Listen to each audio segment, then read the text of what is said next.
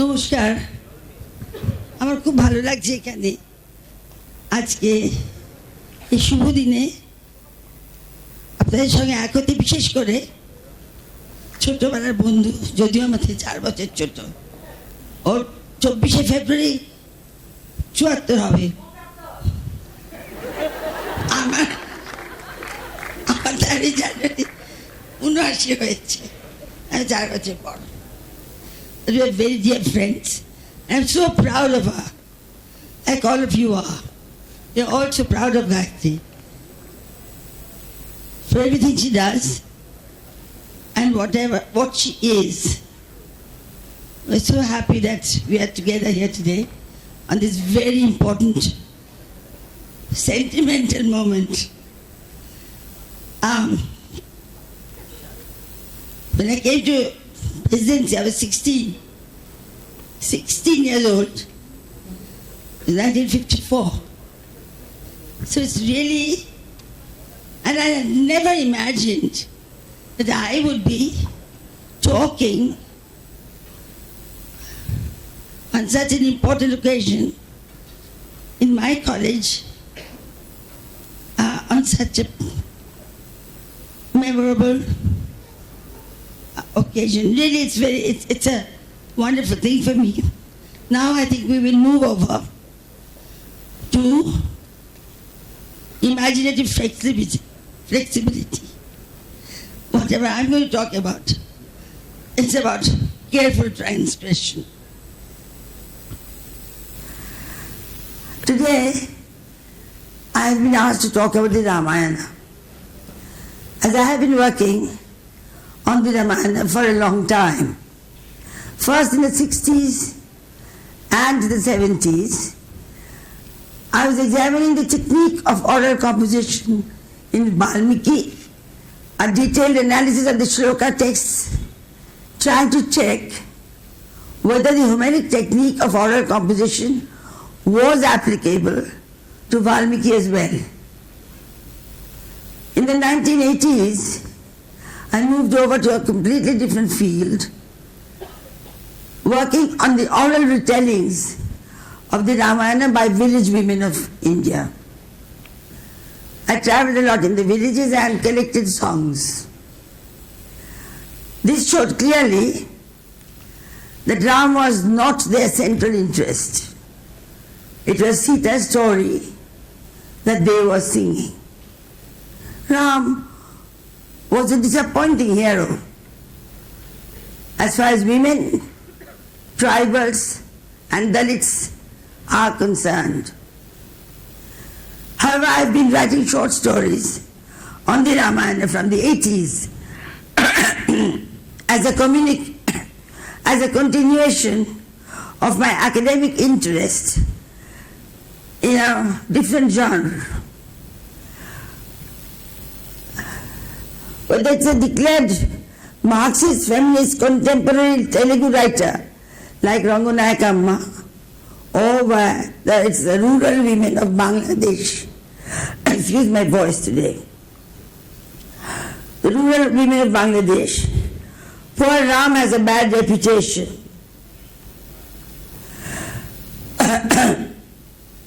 In the Sita myth as reconstructed by women, Ram is not a hero. The tribal Ramayanas hold hands with women's Ramayanas, and so do the Dalit Ramayanas. They all reject Ram as a hero. Divine or not is irrelevant. This work was written down as the Radha Krishnan Memorial Lecture Series at Oxford in 96-97. I'm not reading from that. What I'm reading today is something else, because at the same time I've been exploring the Ramayanas in my fiction as well. In several of my fictions, novels and short stories, Ramayana appears and is used in tandem with my academic work in another genre I've been using, the Ramayana. I am delighted that the urban women in India, in many Indian languages and also in English, have been retelling the Rama tale in more recent times. That you remember at Columbia I spoke on the Ramayana on Sita in 1991. Today I decided not to give a lecture, but to tell you a Ramayana story. This one was written after the Ayodhya disaster. However, it is not about Sita. The tale begins here. The aftermath. Ramchandra and Lakshmana returned home. Sita Devi had been rescued. The conquest of Lanka was complete. The city of Ayodhya was rejoicing in unrestrained celebrations. After 14 years, Kaushalya smiled again. After 14 years, Kaikeyi dried her tears. After 14 years, Urmila woke up from her deep sleep. Bharat laid down the royal scepter at Ram's feet. Ayodhya exploded into festivities. Brightly colored silk pennants lined the avenues. Festoons of oranges and grapes decorated the archways. Marching bands crisscrossed the roads. Musicians and dancers performed at street corners. Young and old, beautifully attired to suit the occasion, took to the streets. Resplendent in their finest jewelry and perfumes, women walked around the city. Men wearing flowers and tilaks instead of weapons joined in the merriment. Every corner stall offered sweets piled high on silver trays. Badam sherbet in white marble goblets. Fruit, colorful fruit in wicker baskets. And fruit juice in cups made of leaves. All this was for free, for everyone. They were looking forward to an era of perfect contentment. An era of perfect contentment, Ramarajya. There would be 10 days, Ramarajya, a reign where sorrow, sin, sickness would disappear. Hunger would be a thing of the past. Resentment and greed, distant memories. Already the trees were heavy with fruit, the harvest bountiful. The rivers and the lakes were full. Happy homes resounded with the laughter of children. This was an exhilarating, enchanting Ayodhya, a veritable paradise. On a royal chariot, drawn by 14 horses, the four brothers, Ram, Lakshman, Bharat, Shatrughna, joined the parade in full regalia. After his long absence, the people are seeing King Rama for the first time, and King Rama actually for the first time. They cheered the four princes and rained flowers on them while driving down a road. A delightful and fascinating aroma assailed their senses. Ram and Lakshman felt a tingling sensation in their bodies. Ramchandra called out to Sumantra, "Sumantra, what is this heavenly smell?" He asked. Immediately, Sumantra cracked his whip and speeded up. What is this heavenly smell? Repeated Ram. Chi, chi, your highness, exclaimed Shumantra. What are you talking about? How can you compare it to the heavens? This is not a delightful smell at all. This area is peopled by infidels, and that smell is coming from the kitchen. A mere whiff is enough to pollute the soul. Bharat explained the situation to Ram and Lakshman. During their 14-year exile, a lot of changes had happened. The economy had undergone substantial changes, business and commerce had grown, merchants from various countries had followed the trade routes into the territory. They were a peaceful lot. Their only interest was trade and business. Thanks to them, the market had been flooded with new things, new clothes, new appliances, new jewelry, even new jewelry, even new architectural styles. Everything about these traders were fine, except their religion, a new faith. The rituals were different. They prayed 5 times a day instead of 3. Their food habits were different. And that smell was that of onions and garlic, which was absolutely forbidden in the kitchens of the Ikshvaku dynasty. In fact, even the smell was to be avoided at all costs. Grane Ardha Bhojanam. Smelling, as they say, was almost eating, and eating that food would be sacrilege. How appalling, cried Ram. Quick, quick, Sumanta, let's get out of here, quick. Pass on my blessings to my heathen children. In time, everyone forgot about the heavenly aroma except Lakshman. It had him hypnotized. Every time he remembered in his sleep, he smelled that beautiful aroma. When he was walking down the streets, he was looking for the aroma.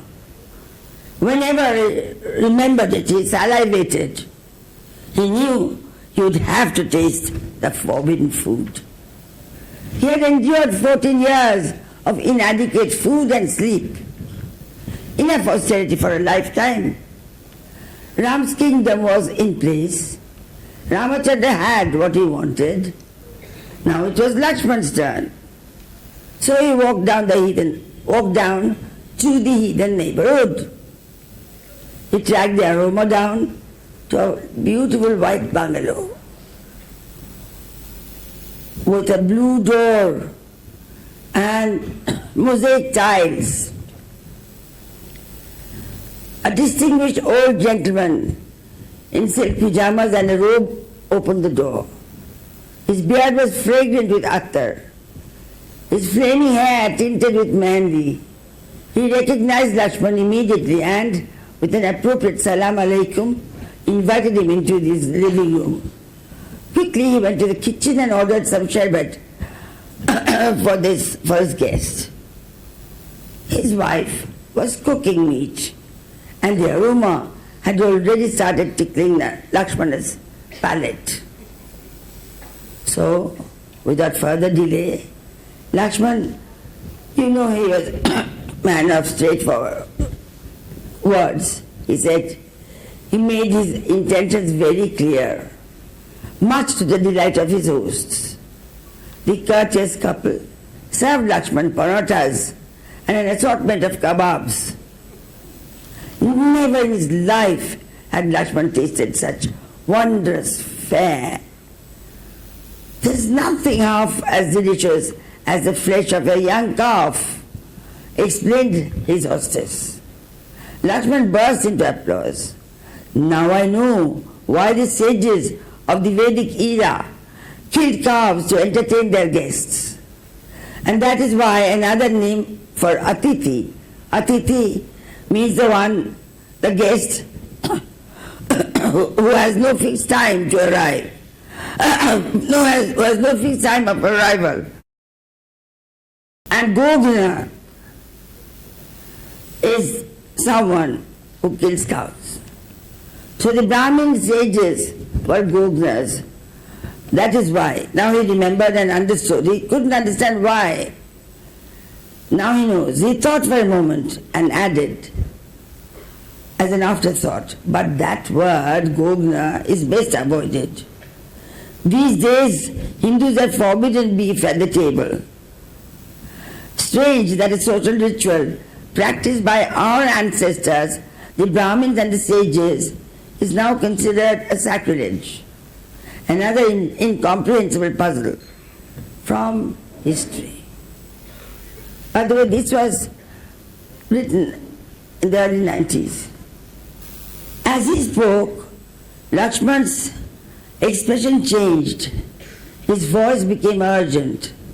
He jumped up. Oh no, that means I too have just lost my faith. Huh? The distinguished old gentleman was aghast. What a dreadful thought, my prince, he explained. Losing one's faith is not so easy. Entertaining a guest can never be a sin. If it were so, then Lord Buddha would never have accepted the meat offered by his disciples. No, don't concern yourself with these complicated theories of religion. They're beyond our understanding. Instead, have this meeta pan. And here's another. Have it as you amble back to the palace. Just don't tell anyone, okay? Don't tell anyone about this. As long as no one knows, it's perfectly all right. But Lakshman, unlike Ram, would not conceal his thoughts. He always spoke his mind and could never keep a secret. He expressed his admiration for heathen recipes to all and sundry. And he meticulously explained the meaning of Gogna to Urmila. A terrified, trembling Urmila clasped her palms together. Aryaputra, what are you saying? It seems that you've had beef. Can it be true? Hindus become godless if they eat beef. So, Aryaputra, you are now godless. I cannot bear to be the wife of an infidel, my lord. Please excuse me and let me leave. She pleaded, burying her face in an achal of her sari. Lakshman laughed at her. "Oh, stupid girl, here I am, back after 14 long years, and can't wait to have some fun together. You're bickering about faith and religion. Are you crazy? You stayed a chaste wife through 14 years for this.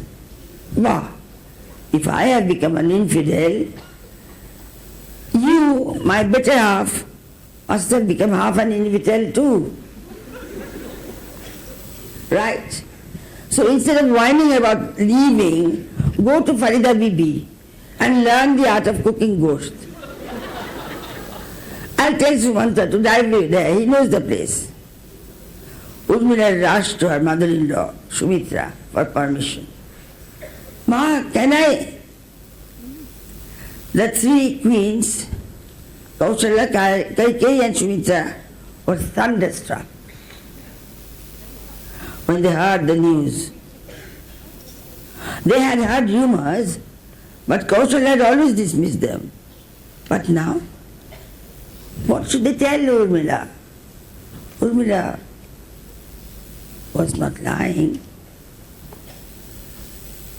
In the 14 years since Dasharatha's death, the three queens had had to put up with a lot. Ram's banishment to the forest, Bharat's strange reverence for Ram's broken, torn sandals, Lakshman's adoration of Ram. The trio had found comfort in prayer and meditation. In fact, Kaikeyi had almost become an ascetic. Kaushalya was the one who looked after the household. And Sumitra had become pernickety about cleanliness and very finicky. She flared up the moment she heard Urmila. That son of mine is forever a pain in the neck. When will he ever learn? Bless Shatrughna, such a nice boy. But I can't do without this Lakshman. He goes and eats forbidden meat. And is he ashamed? No shame, no regrets. No attempt at getting a priest for penance and purification with Gobur Gangajal. To the contrary, he has the nerve to send his wife to that heathen's home for beef recipes. Enough is enough. I'll deal with that brat right away. Call the royal guru, Vasishtha. When Ram returned to the palace from his court, it was absolute mayhem. Things would get worse, he said. He had no doubt about that. Sumitra had summoned the royal priest, Vasishtha, and formally disowned Lakshman. This was no great surprise. Lakshman was no longer a proper Hindu. He had of his own accord eaten beef with the heathens and wanted more. Ram sank into depression. After all, Lakshman was his most beloved devoted follower, and thus his favorite person. When the Shakti shell had struck Lakshman down, Ram had realized how much he loved his brother. He realized, he said, lamented, that if a wife goes, you can buy a wife, you can get another one. Why did I ever try to recover Sita? If Sita goes, I can marry again and have another wife. But now that Father Dasharath is no more, I cannot have another younger brother. So it's a bad, it's a sad thing that I had to lose Lakshman for Sita. This is not right. But anyway, things became better. Ram and his brother came back. Ram was the king. This was Ram Rajya. This was Ram Rajya. Yes. Things were all going very well. Just when things were going so good, Lakshman had to go and eat beef and screw it all up. And then Ma Sumitra made it much worse. Why not hush it up? With some delicate handling, Lakshman could have been coaxed into the proper purification ceremony. And the rituals, the whole incident could have been hushed up. Now it was too late. And Lakshmana, being seriously pig-headed, would certainly leave home if he heard his mother's decision. There would be no stopping him. Sita said, really? Ma Sumitra should not have taken such a drastic step. She should have just scolded Lakshman in private. No one would have known. Tongues wouldn't have wagged. After all, this is Ram Rajya. People don't bitch. They don't speak ill of others, nor do they care about what others eat or where they go. Ram looked a little embarrassed. He said, well, not exactly. In fact, a couple of days back, the dhobi was saying something. The dhobi was in fact bitching about you to his wife. And one of my spies reported it to me. Sita made a face. Ah, what nonsense. Why do you listen to all these eavesdroppings?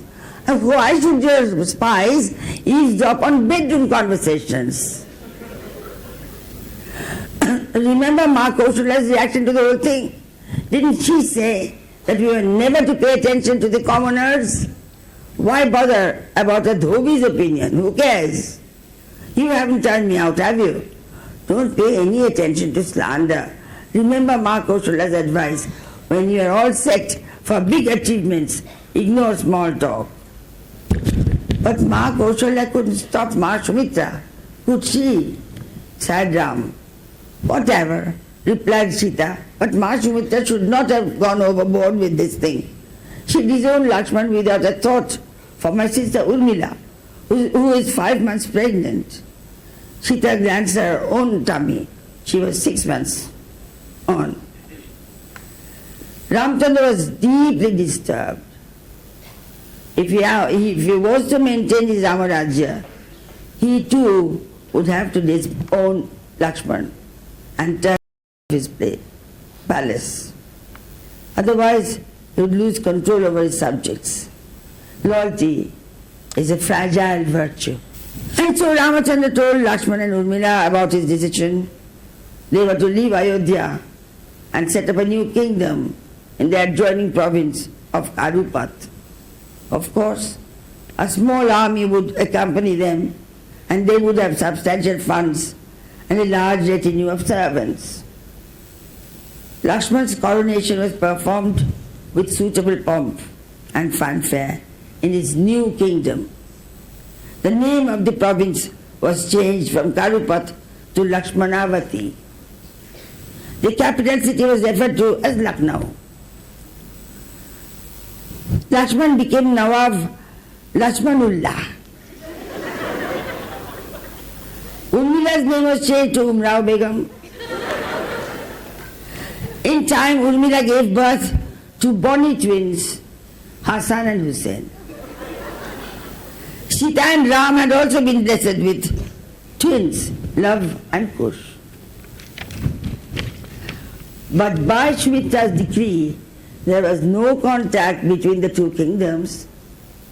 Ram and Lakshmana were not to communicate with each other, so they brooded in private, while spies provided them updates on the children. After their 16th birthday, Love and Kush decided to go on a mrigaya, a deer hunt, a princely sport. On an auspicious day, armed with bows, arrows, swords and spears, the two brothers rode off on their chestnut steeds. Sita gave them a packed lunch, a picnic basket stuffed with goodies, though she was not particularly in favor of sending the boys off on a deer hunt. A huge forest separated Ayodhya from Lakshmanavati. In the olden days, during Ratnakar's time, it had been a hideout of thugs and brigands.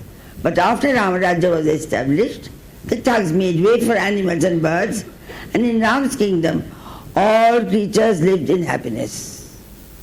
The river Sarayu flowed through the jungle. This was where the deer came for water and the tiger came for the deer. The tigers waited in ambush, camouflaged by the reeds in the shallows, and people conveniently interpreted this as tigers and deer drink together from the same pool in Ramarajya. Meanwhile, in Lucknow, Hassan and Hussein were growing up as well. They were 16 too, and they decided to go on a tiger hunt. They wanted to be Sher Bahadurs. Armed with bows and arrows, swords and spears, they rode off into the forest on their white horses. Urmila gave them a lunch basket full of yummies. Deep in the forest, hidden by the bushes on the banks of the river Sarayu, Love Kush and Hassan Hussain waited for their quarry. Two pairs of eyes sought a deer. Another two pairs looked for a tiger. When the deer came to drink, the tiger sprang forth for the kill. Instantly, a cloud of arrows flew across the sky. The tiger lay dead. So did the deer. Love Kush and Hassan Hussain emerged from their hideouts to claim their trophies. But there was a problem. Although both the tiger and the deer were very dead, it was obvious that Love Kush's arrows had killed the tiger, not the deer. And Hasan Hussein's had killed the deer. There was some confusion. Had the arrows been on target or had they missed? Or was it a proper successful hunt or was it a failure? True, both animals had been brought down, but not by the correct arrows. Love Kush had failed to kill their deer, and Hasan and Hussein were not able to back their tiger. Even as the creatures lay there, the four boys stood around, disappointment written large on their faces. We are Love and Kush, sons of Ram. We live in Ayodhya, said Love Kush. We wanted to hunt a deer. Everyone knows we've come here on a deer hunt. If we go home with the tiger, people will say it was by fluke. We are Hasan and Hussein, sons of Lakshman, Lakshmanullah, from the city of Lucknow. Replied Hasan Hussein, we had come to kill a tiger. If we go back with the deer, people will laugh at us. Then simultaneously all four cried out, but why don't we swap? We can swap it. You guys take what you came for. We'll take what we want and we'll all be better off. This was such an agreeable solution that the four brothers embraced each other in absolute joy. At exactly the same moment, unfortunately, guess what? Narad with his veena under his arm was soaring over above the forest on his flying donkey, humming to himself. Couldn't find an English for donkey. He saw the cool shaded banks of the Sarayu and decided to rest a while. As he landed, he saw the four princes embrace each other as they sealed the barter. Narad, as was his mood, quickly made himself invisible and eavesdropped. He saw Love Kush and Hasan Hussein picnicking. The lads had spread the contents of the basket out on a large, colorful rug and were merrily sharing their food. Narad was scandalized. Hasan Hussein freaked out on the sweets, puris and payasam from Love Kush's basket. And Love Kush was floored by the kebabs, tandoori rotis and biryani offered by Hasan Hussein. But Narad, not bound by mortal frailties, watched the proceedings calmly. It seemed that the four brothers had been created from the same mold. Each appeared to be the reflection of the other. In fact, four of them looked alike. Even the young princes noticed the amazing similarity. It was the beginning of a beautiful friendship. After the meal, the four brothers swore never to tell anyone about the meeting. They also agreed to meet on every full moon night at the same spot with their picnic hampers. When they rode off, Love Kush with the deer, Hasan Hussein with the tiger, Narad went off on his own. When Sita saw Love and Kush returning with the deer, she heaved a sigh of relief. She had had a strange, uncomfortable feeling about this deer hunt. She had learnt a lesson the hard way. Lesser mothers would have confined themselves to their prayer rooms, but poor Sita, being Lakshmi incarnate, didn't have that option. Ram was happy to see his sons back from the Mrigaya as well, though he didn't say so. Public display of affection was not quite his style. It's Gayatri's and mine. Celebrations had started in Lakshmanavati too. The two young princes had returned with huge Royal Bengal tiger. Urmila had locked herself up in her puja chamber. Remember, he was only half an infidel? The other half was still functioning. The people of Lakshmanavati were allowed to follow their own faiths. Nawab Lakshmanullah had no problems with that.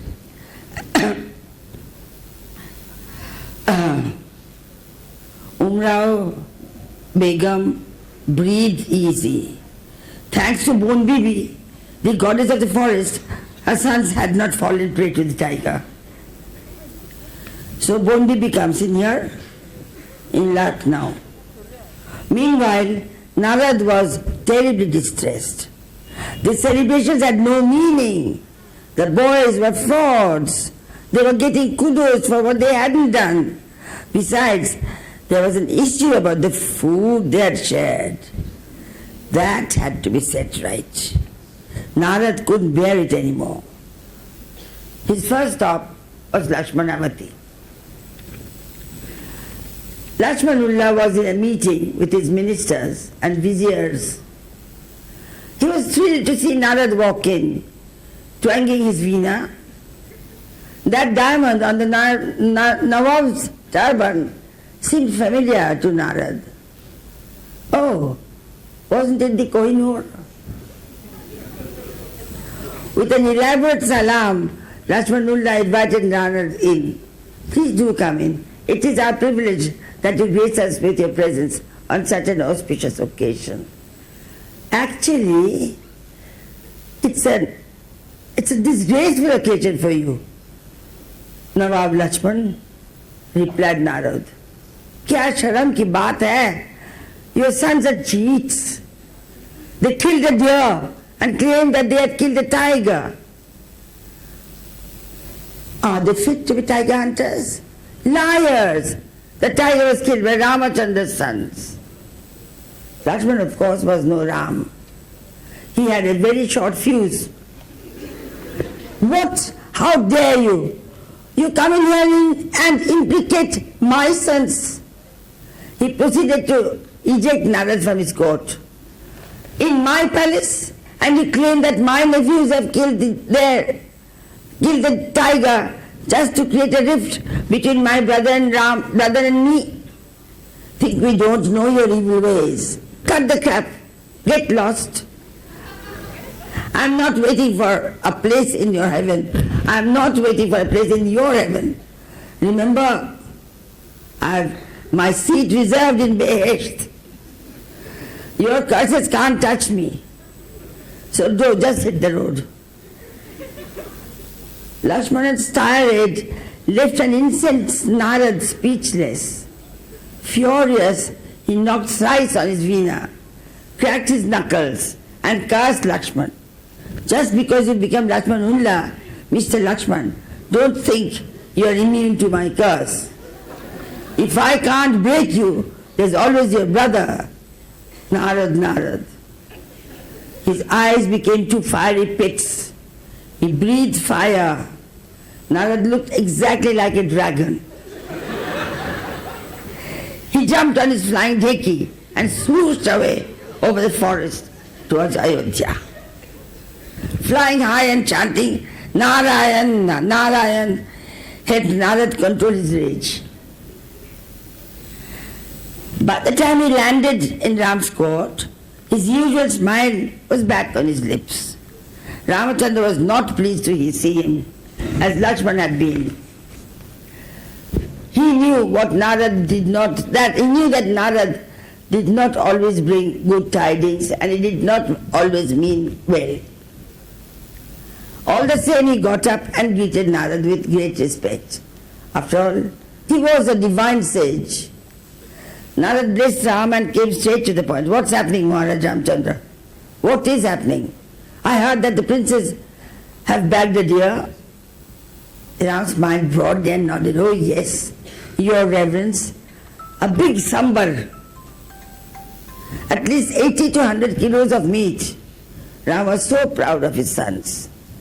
Green-faced Narad said, Your Highness, if there was a tiger and there was a deer, Raja Ramchandra's sons will slay the deer, but not the tiger.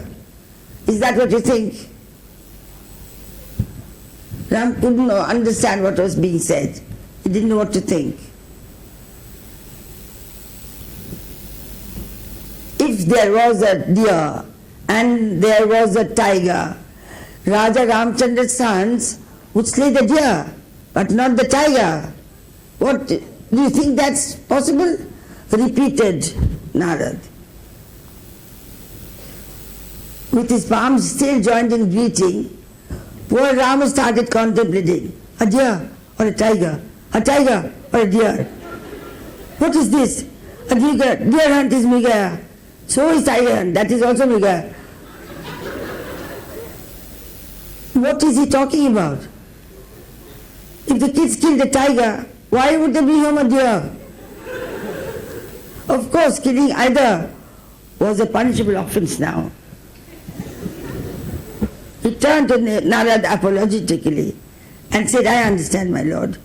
The tiger is a protected species, and so is the sambar. Sambar has recently been admitted to the same category, and people are being punished for killing sambars. Hunting of both is strictly prohibited. I am aware, but my boys have broken the rule. They have broken the law. I understand. I'll find them. They can't get away. Oh, pooh, said Narad. What are you talking about?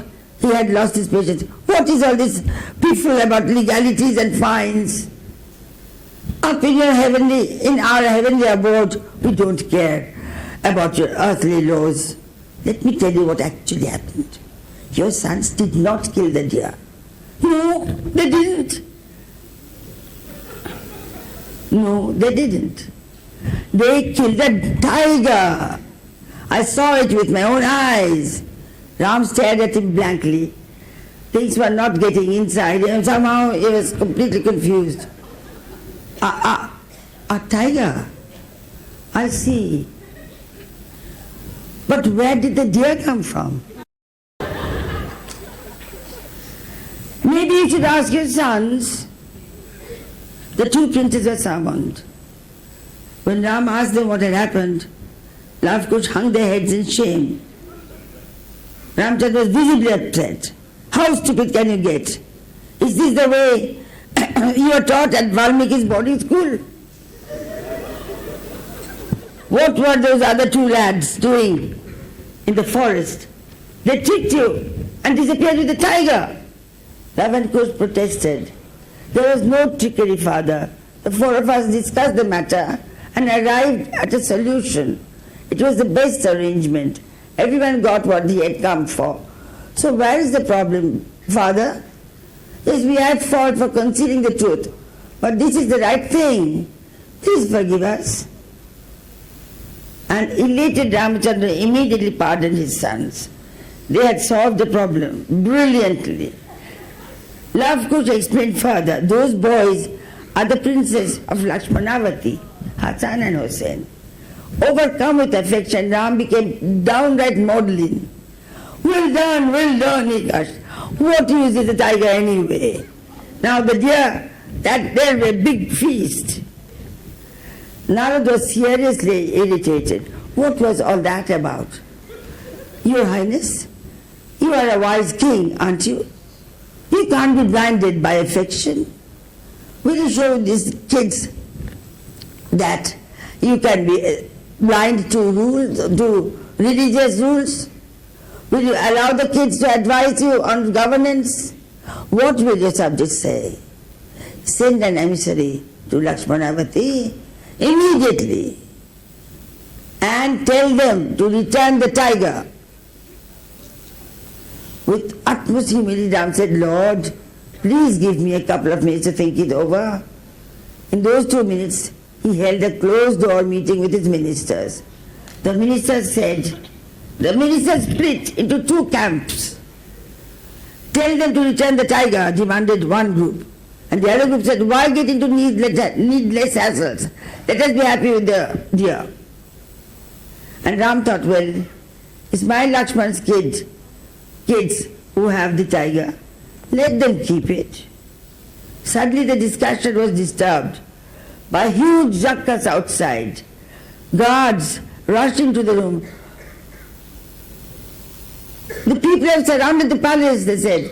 They're yelling. Don't want deer, we want tiger. Don't want deer, we want tiger. At this point, the plinkety plonk of Narad's veena was heard. He walked into the conference room. He can come through the walls. And called and drew Ram aside. Listen, Ramchandra, I've only informed your subjects about the exchange. That's all. There is still a bit about love and kush, sharing the biryani and the kebabs. I haven't yet told them that. The merry sharing of each other's food, of drinking water out of shared tumblers. No, I haven't told that to the mob yet. But if you don't ask for the tiger, I shall. I'll be forced to spill the beans, and you'll have to disown your sons then, of course. The way Lakshman was disowned by Sumitra. Just then the palace gates collapsed. The crowd surged in. Ramchandra rushed to meet them. What happened after that? Then Ram's army met Lakshman's army. A dead deer lay on one side, a dead tiger on the other. A fierce battle ensued. Two pairs of distraught boys, Hassan and Hussein on their white horses, and Love Kush on their chestnut steeds, rushed into the battlefield. Armed raised, pleading, "Stop this, please stop this, stop." But no one heard their cries. Millions of arrows whizzed through the air. In an instant, 4 unarmed, peace-loving boys lay dead. As the blood of the innocent tainted the waters of the Sarayu, it gushed forth in fierce surge.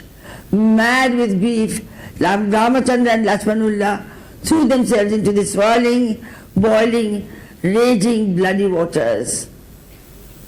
And the river Sarayu, unable to bear the pain, instantly turned into a dry bed of sand. Still, the carnage continued. The blazing rage and blood turned trees into lifeless blocks of stone. Blades of grass wilted and became specks of sand. The once verdant forest is now a harsh desert, but the bloodshed hasn't stopped. On his flying donkey, Narad still patrols the skies, grinning 33 times a minute as he watches the continuing destruction. The world has accepted him as an UFO. And Pavan Putro, him Hanuman, the heroic Hanumanji, who never dies, this is disconsolate, deathless and disconsolate, and with no alternative. He beats his chest in anguish as he rides the winds, shattering the silence of the skies with his wails.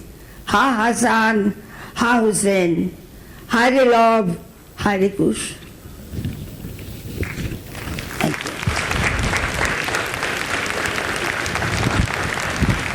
Thank you.